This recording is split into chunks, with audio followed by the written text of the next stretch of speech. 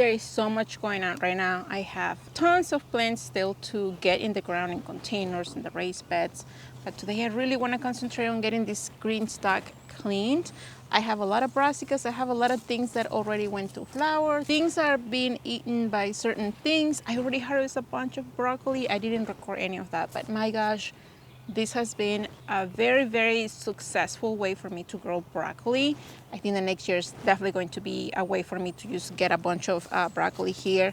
The ones in my raised beds, they're horrible. They were like this tall. This right here, oh my gosh, I have already been harvesting a couple of times and I love it. But right now at the end of May, it is definitely time for some of these guys to just move on so that I can put some other things in them. So let's get to it.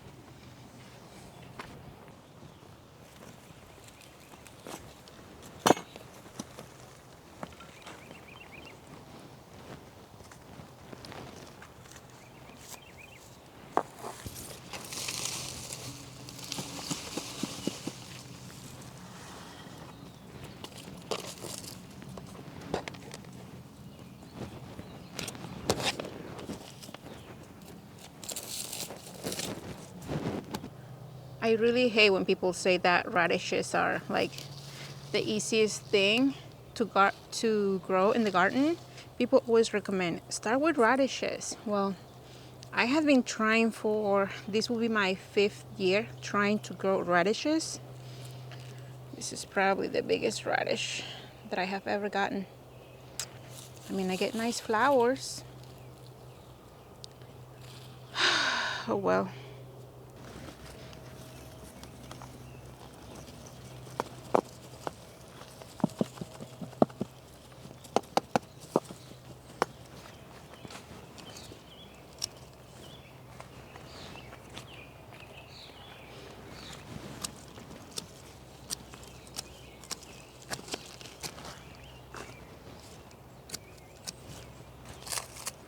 This is why I need to get a lid. I ordered the lids already through the Mother's Day sale that they had. This is why I really like to keep lids on my green stacks, because otherwise it will get like covered with stuff and yeah.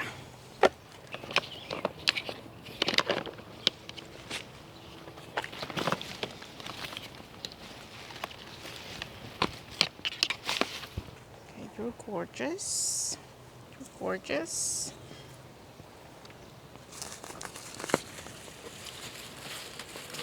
Even though this lettuce, it looks good, it's so bitter already. And there's just no reason for me to keep it. I am going to keep this cilantro only because the flowers are providing lots of food for the pollinators. That's the only that I'm going to keep. That's the only thing that I'm going to keep here. But this lettuce, I mean, it needs to be gone. And yes, I could allow the lettuce to go to flower, but I just rather grow something else here.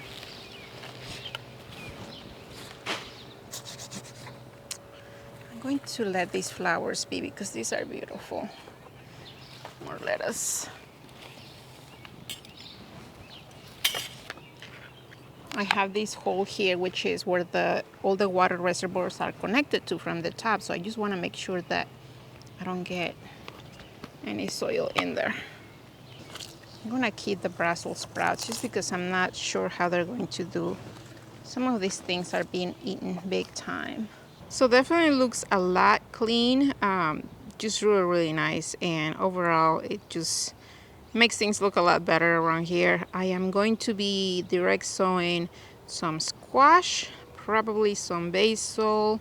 I do have a couple of shishito plants, shishito peppers that I grabbed at the store. So I am just going to plant those as well. If you are wondering what I am going to do to this green stack now that is semi-empty, I am going to add fresh potting mix, only because I took a lot of the roots when I removed the plants, and some of the packets are somewhat empty. So I am going to add, I am not going to take it apart, I am just as it is, I am going to add potting mix, and I'm also going to add some fertilizer, some garden tone from Spoma or Dr. Earth's organic one. Just so you know, since I planted this Greenstalk early in the spring, I had not given it any fertilizer other than the fertilizer and the compost, the mushroom compost that I added to the mix when I first put this together. So my plants did amazing because they had compost, they had fertilizer. So when I posted a picture of this, you know, when it was amazing, gorgeous and luscious, I had a lot of questions about, oh, what kind of fertilizer, right? Because I must be using some sort of fertilizer. Well, I did at the beginning once and I hadn't done it anymore. But now that I'm going to be adding more fresh potting mix, I'm going to add a little bit more. And I'm just going to plant seeds just like I normally would. I'll probably going to do some squash, maybe some cilantro, basil, the peppers, and that's about it. Let me give you an update on my beautiful, beautiful strawberries. The netting that I have been using for the strawberries to protect against the birds, but still let the pollinators in to get to the flowers, is working beautifully, you guys.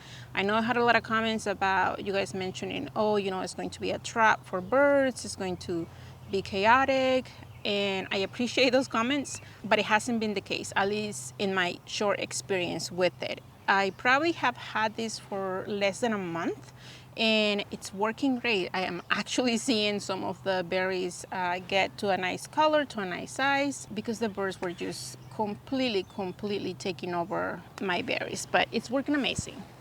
One of the questions that I got was, how are you going to harvest the berries? How are you going to get through to the berries?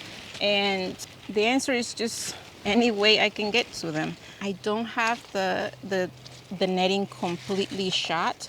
I have access on the side, and I also have access from the top because I don't have it completely closed on the top, so I can easily find my way to get to the berries.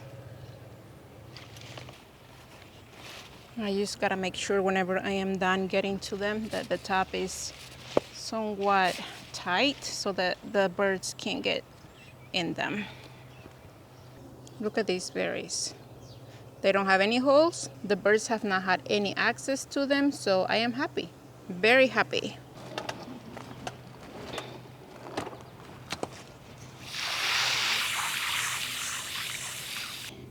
So I am going to continue finishing with the Greenstalk, watering some things. Luckily, we have been getting lots of rain here in central Indiana, so as far as watering goes, I don't have to worry too much. Things are growing, things are thriving. I have things germinating very nicely in my garden. Bush beans, zinnias, basil, and it's a process. I have most of the things in the ground, the things that I really wanted to get in the ground really quickly, the vegetables especially, but I still have a lot of flowers that I have to plant. I am taking my time, I'm not in a hurry. I still have like this gorgeous garlic that, my goodness, it's beautiful. I just cut the scapes last week, so I am probably going to fertilize it one more time, and that will be the last time until I harvest it in July-ish, the end of July. So I'm going to have this whole bed empty. So I am propagating some tomatoes. I am probably going to start here in early June. I'm probably going to start some squash, some other things that I want to transplant when the time comes. And that's just the beauty of gardening. There is no be done. There is no you're 100% done planting everything. There's always something moving out of the garden. Things are coming into the garden. And I'll probably do a whole tour at the beginning of June of this kitchen garden. Thank you for being here, you guys, and until the next time.